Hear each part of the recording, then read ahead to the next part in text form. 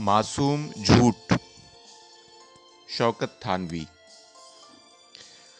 میں تو سمجھا تھا کہ کان امیٹھا نہیں بلکہ توڑا جا رہا ہے تاکہ میرے ہاتھ پر رکھ دیا جائے، مگر ایک دم ایک آواز آئی تراخ، اور مجھے سچ مچ دن کو تارے نظر آئے، ہوا پر اڑیں جیسے چنگاریاں۔ اس تھپڑ کے ساتھ ہی ایک گرجدار آواز گونجی، پھر بولے گا جھوٹ؟ اور میں نے اپنے دوسرے گال کو بچانے کے لیے جلدی سے کہہ دیا، کبھی نہیں، معاف کر دیجئے، کبھی نہیں۔ اس وقت تو خیر موقع ہی ایسا تھا، صرف یہی وعدہ کیا جا سکتا تھا، مگر جب میں نے اس طوفان سے گزرنے کے بعد ٹھنڈے دل سے غور کیا تو یہی کرنا مناسب معلوم ہوا کہ جب جھوٹ بولنے میں پٹائی کی نوبت آ جاتی ہے تو آدمی سچ بول کر ہی مار کیوں نہ کھایا کرے۔ دوسرے مجھے یہ بھی تو اندازہ کرنا تھا کہ ابا جان نے جو یہ کہا ہے کہ سچ ہر بات بتا دیا کرو تو کبھی مار نہ کھاؤ گے، ان کے اس وعدے میں آخر کہاں تک سچائی ہے؟ خیر کچھ بھی ہو، میں نے طے کر لیا، اب ادھر کی دنیا ادھر ہو جائے، میں جھوٹ تو ہرگز نہ بولوں گا۔ چنانچہ میں لگا سچ بولنے، اور ایسے ایسے خطرناک سچ بولے ہیں سینہ تان کر، نہایت بہادری کے ساتھ، کہ ابا جان اور امی جان میرا دونوں منہ دیکھ کر حیران رہ گئے اور کچھ بنائے نہ بن پڑی ہے ان سے کہ کریں تو کیا کریں۔ مثلاً ایک چھناکے کے ساتھ توڑ دیا تھرموس، جس کی آواز سنتے ہی چیخیں امی جان ادھر سے، ارے یہ کیا توڑا؟ میں نے ادھر سے جواب دیا، تھرموس توڑا ہے۔ ابا جان نے آواز دی، کس نے توڑا ہے تھرموس؟ میں نے نہایت بہادری سے کہہ دیا، میں نے توڑا ہے تھرموس۔ اور دونوں لپکے ہوئے اس کمرے میں جہاں نہایت قیمتی تھرموس ریزہ ریزہ پڑا ہوا تھا پکے فرش پر، اگر میں سچ بولنے کا عہد نہ کر چکا ہوتا تو اس موقع پر فوراً ایک افسانہ بنانا پڑتا کہ بلی مجھ کو دیکھ کر میو میو کرتی میرے پاس آئی اور اس نے میری گود میں آنے کے لیے ایسی جست لگائی کہ اس الماری پر کہ تھرموس گر کر ٹوٹ گیا۔ مگر میں یہ بزدلانہ جھوٹ کیوں بولتا؟ جب ابا جان نے اپنے عزیز جان تھرموس کو اپنی آنکھوں سے اس طرح ٹوٹا دیکھ لیا تو مجھ سے پوچھا، ہوا کیا تھا آخر؟ یہ کیسے گرا؟ میں نے نہایت سچائی سے کہا، گرا کب ہے؟ گرایا ہے میں نے۔ امی جان نے تعجب سے کہا، گرایا ہے؟ تم نے جان بوجھ کر گرایا؟ آخر کیوں گرایا ہے؟ میں نے کہا، جب آدمی کو پیاس لگی ہو اور وہ بڑی امیدیں لے کر تھرموس کھولے مگر اس میں برف نہ پائے تو اس کو غصے میں یہی خیال آ سکتا ہے کہ ایسے تھرموس سے آخر فائدہ ہی کیا ہے؟ ابا جان نے آنکھیں نکال کر کہا، گویا اس غصے میں تم نے اٹھا کر خود پھینکا ہے تھرموس۔ میں نے کہا، سچ بولنے کو تو کہا ہے، لہٰذا میں نے سب کچھ سچ سچ کہہ دیا ہے۔ امی جان نے ابا جان کو مشتعل کرنے کے لیے کہا، سچ بولنے کو تو کہا ہے مگر یہ غصہ تو دیکھیے اتنی سی جان کا۔ ابا جان ہمیشہ امی جان کی باتوں میں آ جاتے ہیں، لہٰذا ان کو ڈانٹنے کا موقع مل گیا۔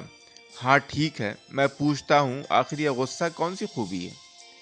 میں نے بڑی مسکینی سے کہا، اگر غصہ بھی بری بات ہے تو آئندہ سے غصہ بھی نہ کروں گا۔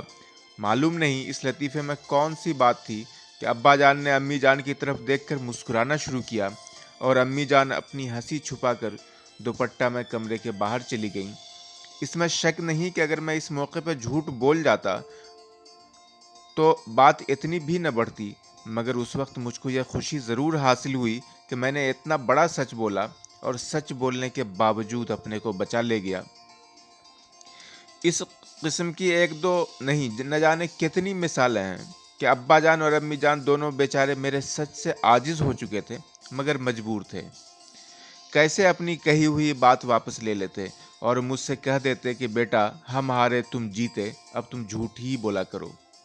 آخر ایک دن یہ ہوا کہ مکان مالک کرایہ مانگنے آ گیا، جس کا کئی مہینے کا کرایہ ابا جان کو ادا کرنا تھا اور وہ برابر کوئی نہ کوئی بہانہ بنا کر اسے ٹال رہے تھے۔ میں نے باہر سے جو آواز دی اس نے باہر سے جو آواز دی تو ابا جان نے اشارے سے مجھ کو بلوایا اور میرے کان میں کہا، وہ مردود جو باہر آیا ہے اس سے جا کر کہہ دو کہ ابا گجرانوالہ گئے ہیں 2-3 दिन में आएंगे। मैंने यह सुनकर पहले तो अब्बा जान का मुंह देखा कि ये मेरा इम्तिहान तो नहीं ले रहे हैं, और उसके बाद इस इम्तिहान के लिए बाहर आया। मकान के मालिक को नहायत अदब से झुककर सलाम किया। उसने कहा, जीते रहो। कहाँ है तुम्हारे अब्बा जान? मैंने कहा, जी वो अंदर ही हैं। उसने कहा, तो उनको इत्तला कर दो मेरे आने की। मैंने कहा, यह इत्तला उनको हो चुकी है। उसने इत्मीनान से कहा, अच्छा अच्छा, तो गोया आ रहे हैं वो? मैंने कहा, जी नहीं, आ नहीं रहे हैं आपके पास, बल्कि मुझे भेजा है। वो हैरत से बोले, तुमको भेजा है मेरे पास? क्यों? मैंने कहा, आपकी आवाज़ सुनकर मुझसे सिर्फ ये कहा है कि वो मरदूद जो बाहर आया है उससे बाहर जाकर कहना कि अब्बा जान गुजरानवाला गए हुए हैं, 2-3 दिन में आएंगे। यह सुनना था कि वो आपे से बाहर हो गया। मालूम हुआ जैसे किसी ने बारूद के किले में दिया सलाई दिखा दी। दरवाज़ा पीट पीट कर उसने शोर मचाना शुरू कर दिया कि क्यों साहब, ये कहाँ की शराफत है कि घर में घुसे बैठे हैं और बच्चा से कहलवा दिया कि गुजरांवाला गए हैं। मैं किराया मांगने आऊं तो मरदूद कहलाऊं, और आप जो इतने दिन का किराया मारे बैठे हैं घर में मुंह छुपाए तो गोया कोई बात ही नहीं। और न जाने वो क्या क्या चीखा चिल्लाया।